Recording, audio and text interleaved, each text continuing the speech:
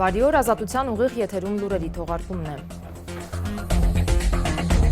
Մեկ օրվա ընթացքում կորոնավիրուսի 723 նոր դեպք է հայտնաբերվել, 3 իրականացված շուրջ 2500 թեստերի 30%-ը դրական է եղել, մահացել է 6 հոգի, կորոնավիրուսով վարակված ևս 5 անձ մահացել են այլ պատճառներով։ Համավարակի մեկնարկից ի վեր ընդհանուր առմամբ Հայաստանում 16000 դեպք է գրանցվել, նրանցից ավելի քան 6000-ը ապաքինվել են, 264-ը մահացել, ներկայումս ակտիվ դեպքերը 9500-ից ավելի են։ Վարչապետ Նիկոլ Փաշինյանն այսօր առավոտյան ասաց, դառնացած է ստեղծված իրավիճակով։ Կորոնավիրուսի հետ կապված մեր գործերը լավ չեն։ Վարչապետ Նիկոլ Փաշինյանն այսօր ֆեյսբուքյան իր էջում ցավով տեղեկացրեց կորոնավիրուսի հաստատված մեծ թվի մասին։ Մեկ օրում արձանագրվել է 723 նոր դեպք, մահացել է 6 մարդ։ Պացիենտները եղել են 65-ից 69 տարեկան։ Նրանցից միայն մեկը չի ունեցել քրոնիկական հիվանդություն։ Վարչապետն ընդգծեց դառնացածը եւ տպավորություն ունի, որ հակահամաճարակային կանոնները չպահպանող մարդիկ ուղղակի քայլում են դեպի վերակենդանացման բաժանմունքներ։ Այսօր աշխատանքի եկել եմ Սևանից եւ մեքենայի պատուհանից, նույնիսկ մեքենայի պատուհանից երևում է, որ մարդիկ շարունակում են համատարած չպահպանել հակահամաճարակային կանոնները, ամենաբացահայտը դիմակի կրումն է եւ այսօր ես փողոցում տեսնում էի քայլող մարդկանց ու այնպիսի ասոցիացիա էր, այնպիսի զգացողություն էր, թե այդ մարդիկ քայլում են դեպի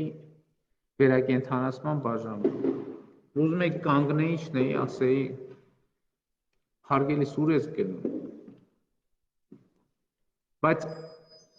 ուզում եք կանգնեի, շնեի, ասեի կանգ առեք, ժողովուրդ ջան։ Սենց մենք գնում ենք դեպի շատ վատ տեղ։ Նիկոլ Փաշինյանը նշեց, թե պետք է մեր հանրային այս վարքագիծը փորձենք հասկանալ ազգային հոգեբանության տեսանկյունից։ Վարչապետը մի վարկած առաջ քաշեց նշելով, որ գուցե մարդկանց կանոններին չենթարկվելու վարքագիծը դարեր շարունակ պետական կարգի նկատմամբ վերաբերմունքի արտահայտություն է։ Հայ ժողովուրդն ավելի քան 500 տարի պետականություն չի ունեցել եւ հետեւաբար պետական կարգը միշտ եղել է օտար, այն ժողովրդի կողմից ընկալվել է իրեն ազատությունից զրկելու գործիք։ Եվ քանի որ 2018-ի հեղափոխությունը ազատագրել է մարդկանց, ըստ վարչապետի հիմա ազատությունը ասոցացվում է կարգի բացակայության հետ։ Պետական կարգը շատ երկար հարյուրամյակներ մեզ համար եղել է շատ օտար եւ ուրիշի կողմից պարտադրված ինչ-որ բան։ Մենք մեր երկարատև պատմության ընթացքում ժողովուրդ երբեք մեր կամքով կարգ չենք ստեղծել, հասկանում եք։ Եվ հետևաբար սա շատ շրջադարձային պահ է մեր պետության համար։ Մենք մեր կամքով պետք է ստեղծենք կարգ։ Հետևելով հակահամաճարակային կանոններին, վարչապետի փոխանցմամբ մարդիկ պետք է դիմացինից պահանջեն նույն կարգը, այնպիսի մի միջավայր պետք է ստեղծել, որտեղ կարգը չկատարելը ամոթալի երևույթ կհամարվի։ Լինի ամոթի պես մի բան, որ կարգը չկատարողը իրան զգա որպես իզգոյ։ Նու կներեք կոպիտ բառ ասացի, բայց հոգեբանական շերտ է։ Կարգը չկատարողը իրան զգա օտարված։ Նշենք, որ արձանագրված 6 մահերից բացի անցած մեկ օրում մահվան ևս 5 դեպք է արձանագրվել, երբ պացիենտների մոտ հաստատվել է կորոնավիրուսային վարակ, սակայն մահը վրա է հասել այլ հիվանդության պատճառով։ Ըստ առողջապահության նախարարության ապաքինվել է 442 մարդ։ 3 ևս, ինչպես նախորդ օրերին, իրականացվել է մեծաքանակ 2444 թեստավորում։ Երեկվա տվյալներով կորոնավիրուսով վարակված ծանր 425 պացիենտ կա, ծայրահեղ ծանր հիվանդների թիվը 101 է, արհեստական օդափոխության սարքին միացած է 23 մարդ։ Աշխարհում կորոնավիրուսով վարակվածների թիվը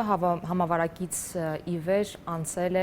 7.700.000-ից, մահացածների թիվը մոտենում է 430.000-ին, առողջացածների թիվը 4 միլիոնին, ակտիվ դեպքերը ավելի քան 3.3 միլիոն են։ Հիվանդացության եւ մահվան ցուցանիշներով առաջին տեղում Միացյալ Նահանգներն է, այստեղ վարակակիրների թիվը 2.117.000 է, վարակի պատճառով մինչ օրս մահացել է շուրջ 117.000 մարդ։ Վարակակիրների եւ զոհերի թվով Միացյալ Նահանգներին հաջորդում է Բրազիլիան։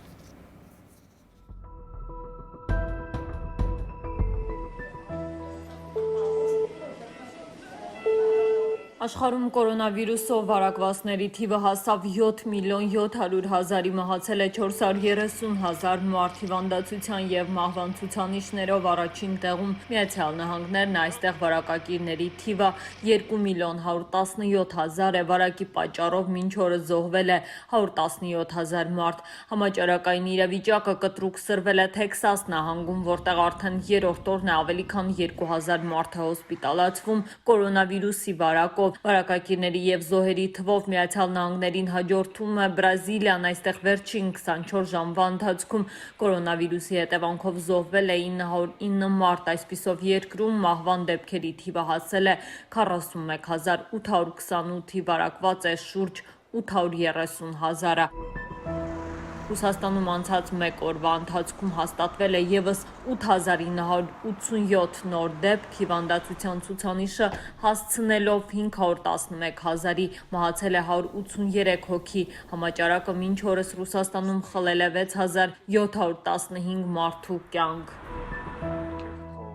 Առողջապահության համաշխարհային կազմակերպությունը հայտարարում է, որ կորոնավիրուսային համաճարակը հեռու է նահանջից։ Կառույցի ղեկավար Թեդրոս Գեբրեյսուսը նշել է, որ կարանտինային սահմանափակումների թուլացման ֆոնին բազմաթիվ երկրներ անխուսափելիորեն բախվում են վարակի նոր օջախների, ինչպես օրինակ Հարավային Կորեայում, Ճապոնիայում, Սինգապուրում, Իրանում։ Առողջապահության համաշխարհային կազմակերպության առաջատար փորձագետ Մայք Ռայանի խոսքերով Աֆրիկայում, Լատինական Ամերիկայում, Հարավային Ասիայում համաճարակը դեռ նոր է սկսում թափ հավաքել։ Ըստ մասնագետի, այստեղ ոչ թե վարակի երկրորդ ալիքն է, այլ առաջինը, որի դեմ պայքարը չի ավարտվել։ Համաճարակի երկրորդ ալիքի վտանգը ստիպել է Չինաստանի իշխանություններին Պեկինում փակել 6 խոշոր շուկա։ Հնդկաստանում, որտեղ 70 օր տևած կարանտինային ռեժիմից հետո սկսել են թուլացնել սահմանափակումները, արձանագրվում է նոր վարակակիրների ռեկորդային թիվ, վերջին 24 ժամվա ընթացքում հաստատվել է շուրջ 11000 նոր դեպք, զոհվել է մոտ 8500 մարդ։ Եվրամիության անդամ մի շարք երկրներ դիմել են Եվրոպական հանձնաժողովին խնդրելով իրենց անունից բանակցություններ սկսել կորոնավիրուսի դեմ պոտենցիալ արդյունավետ պատվաստանյութի ձեռքբերման հարցով։ Եվրամիության առողջապահության հարցերով հանձնակատար Ստելլա Կիրիակիդեսի խոսքերով զուգահեռաբար Գերմանիան, Ֆրանսիան, Իտալիան և Նիդերլանդները ինքնուրույն են սկսել բանակցությունները դեղագործական ընկերությունների հետ։ Անցած ամիս Եվրամիությունը մոտ 9.5 միլիարդ եվրո է հանգանակել կորոնավիրուսի դեմ պատվաստանյութ ու դեղամիջոց ստեղծելու համար։ Եվրամիության գործադիր մարմինը հայտարարել է, թե իր նպատակն է ոչ միայն նպաստել դեղամիջոցների մշակմանը, այլև երաշխավորել, որ դրանք հասանելի դառնան բոլորին։ Կորոնավիրուսի դեմ հնարավոր պատվաստանյութը ըստ տարբեր գնահատականների կարող է պատրաստ լինել 1 կամ 1.5 տարուց։ Տասնյակ ընկերություններ, գիտական հաստատություններ փնտրտուքների փուլից արդեն անցել են կլինիկական փորձարկումներին։ Բելարուսում ձերբակալվել են նախագահական ընտրություններում Ալեքսանդր Լուկաշենկոյի մրցակից Վիկտոր Բաբարիկոյի գլխավորած Բելգազպրոմբանկի 15 գործող և նախկին աշխատակիցներ։ Ըստ բելարուսական պաշտոնական աղբյուրների, ձերբակալվածները կասկածվում են փողերի լվացման և հարկերից խուսափելու գործով։ Բելարուսի պետական վերահսկողության հանձնաժողովը պնդում է, որ առկա են համոզիչ ապացույցներ, նաև Բաբարիկոյի հանցակցության վերաբերյալով բանկը ղեկավարում է վերջին 20 տարվա ընթացքում։ Բելարուսում նախագահական ընտրությունները նախատեսված են օգոստոսի 9-ին, Լուկաշենկոն, ով երկիրը ղեկավարում է 1994 թվականից ի վեր, առաջադրվում է 6-րդ անգամ։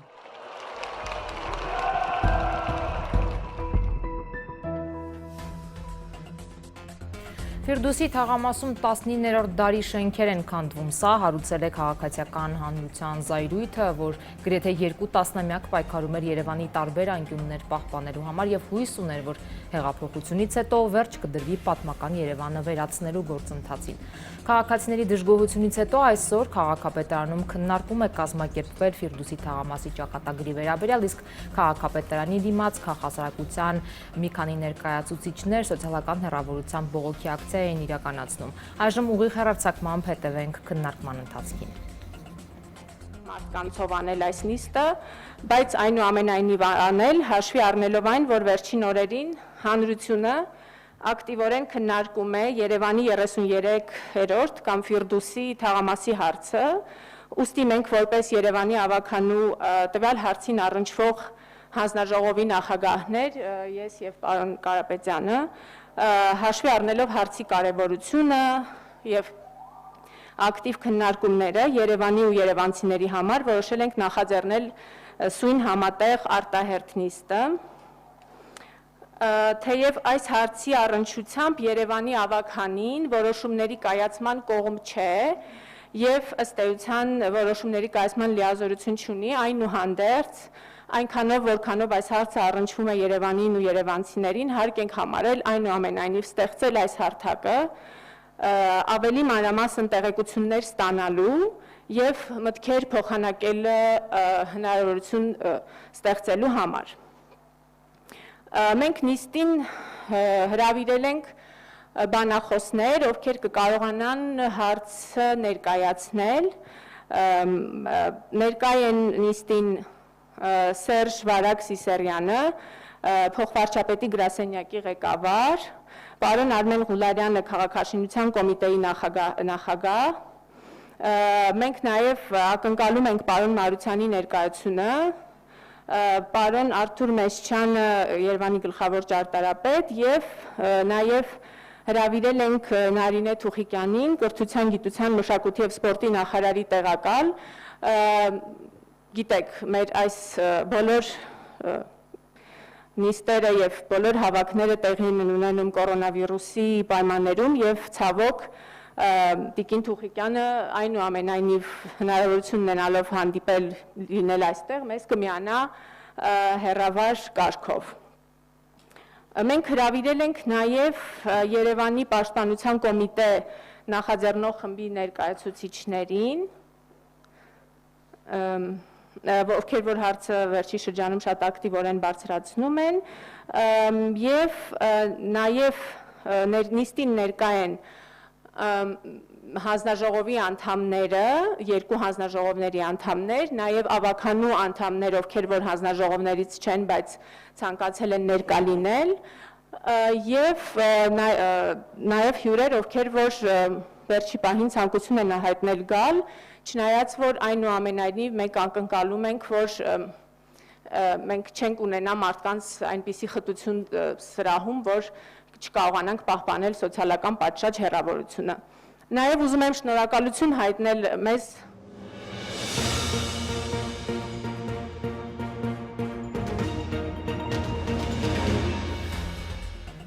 Այս պահին մենք ավարտում ենք լրատվական թողարկումը, թարմ լուրերով մենք եթերում կլինենք ժամը 16-ին, իսկ դուք այժմ կարող եք ուղիղ հեռարձակմամբ հետևել քննարկմանը։ Հաջողություն։